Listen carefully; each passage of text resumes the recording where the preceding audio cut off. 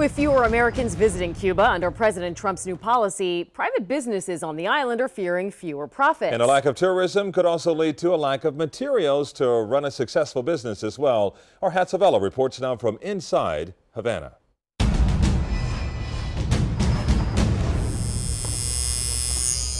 They're almost like outlaw artists. Welcome to the underground world of tattooing in Cuba. They don't feel like they're taken seriously as artists. What they do is illegal, not recognized by the state. To them, it's a respectful way to make a living. I sat with Tere Padilla at her tattoo shop in Havana.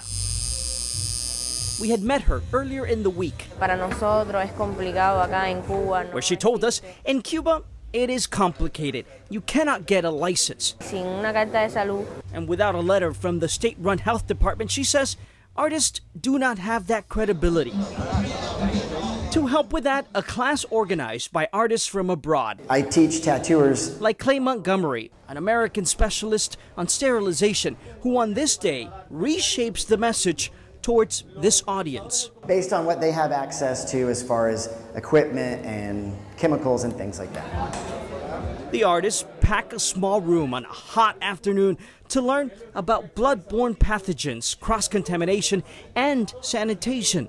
The class gives them some legitimacy despite the fact the certificate they get is not valid here in Cuba.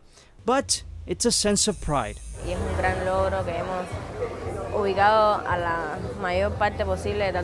A great accomplishment, she says, to bring tattoo artists from all over Cuba to unite and learn.